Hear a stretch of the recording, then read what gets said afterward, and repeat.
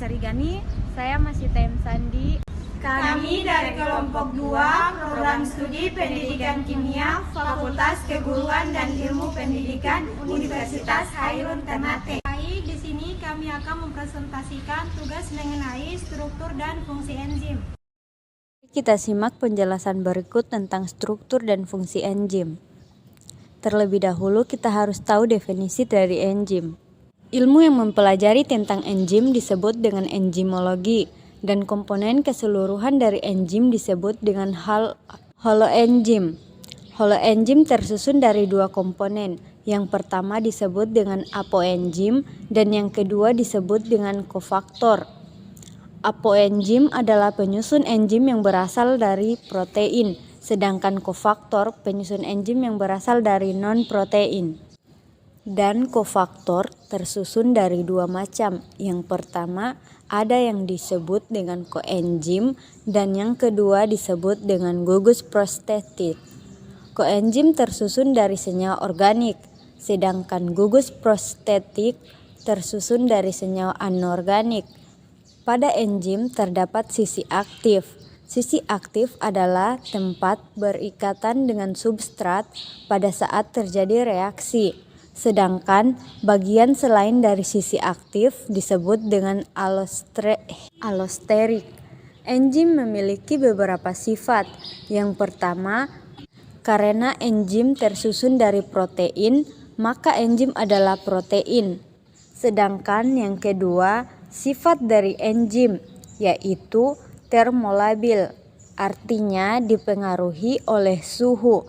Sedangkan yang ketiga berperan sebagai biokatalisator atau untuk mempercepat suatu reaksi.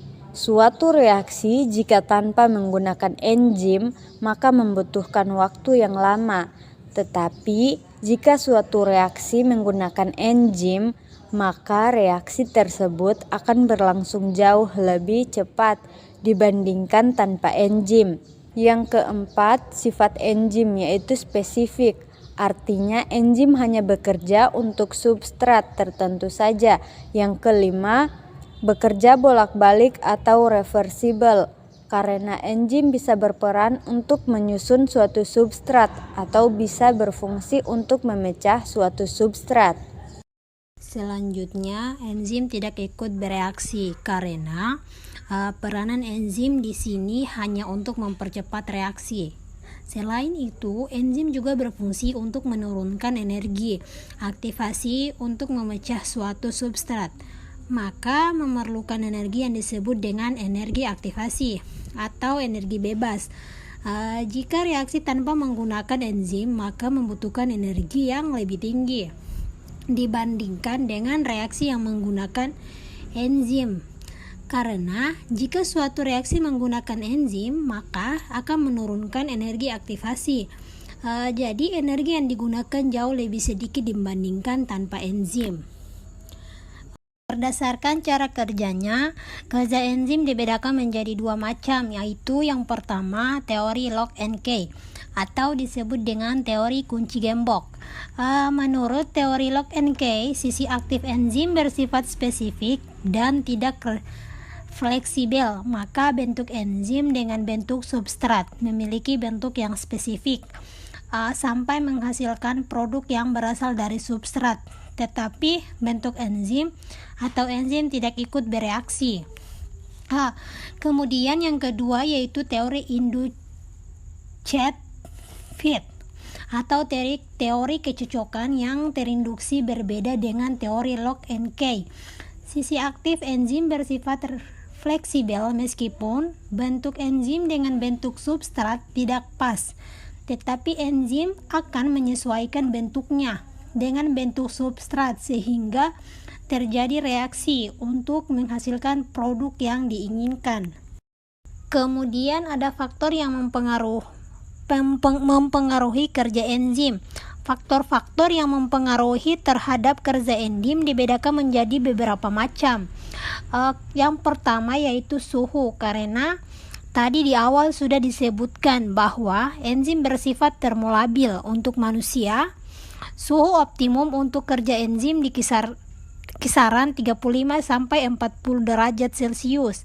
Meskipun pada bakteri tertentu ada yang mampu mencapai 70 derajat Celcius untuk suhu optimumnya. Selain suhu, ada pH atau derajat keasaman enzim, hanya bekerja pada derajat keasaman tertentu. Tergantung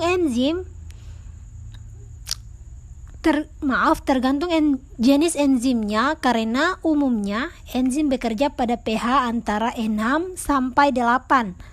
Tetapi ada juga enzim yang bekerja dalam kondisi asam, seperti enzim-enzim yang ditemukan di lambung, ada pepsin dan renin. Kemudian ada juga enzim yang efektif, hanya dalam kondisi basah. Contohnya enzim-enzim yang ditemukan pada usus 12 jari, seperti tripsin dan juga amilase. Maka enzim yang efektif dalam kondisi asam tidak bisa bekerja dalam kondisi basah. Begitupun kalau enzim yang bekerja efektif dalam kondisi netral itu tidak bisa bekerja dalam kondisi asam maupun basah. Selain derajat keasaman atau pH, juga ada konsentrasi. Konsentrasi di sini kita bedakan menjadi dua macam. Yang pertama, ada konsentrasi enzim, dan yang kedua adalah konsentrasi substrat. Semakin banyak enzim, sedangkan substratnya sedikit, maka reaksi akan berjalan sangat cepat. Begitupun sebaliknya, jika substratnya banyak tetapi enzimnya sedikit, maka reaksi akan berjalan lambat. Yang terakhir yaitu inhibitor atau penghambat. Penghambat di sini kita bedakan menjadi 3 macam. Yang pertama ada yang disebut dengan inhibitor kompetitif. Inhibitor kompetitif akan bersaing dengan substrat untuk menepati sisi aktif dari enzim. Sedangkan jika inhibitor sudah menempati sisi aktif enzim, substrat tidak mampu bereaksi dengan enzim. Yang kedua, inhibitor non-kompetitif. Inhibitor non-kompetitif tidak menempati sisi aktif dari enzim, tetapi menempati bagian allosterik dari enzim, sehingga mengubah bentuk dari sisi aktif enzim. Jika sudah berubah, maka substrat tidak bisa bereaksi dengan enzim. Dan yang terakhir disebut dengan inhibitor umpan balik. Inhibitor umpan balik ini sebenarnya berasal dari produk hasil dari reaksi yang menghalangi sisi aktif enzim, sehingga substrat yang akan direaksikan tidak mampu menempati sisi aktif dari enzim, sehingga tidak terjadi reaksi. Nah, itulah yang disebut dengan inhibitor. Itulah penjelasan mengenai struktur enzim, kemudian sifat enzim, dan cara kerja enzim, dan juga faktor yang mempengaruhi terhadap enzim.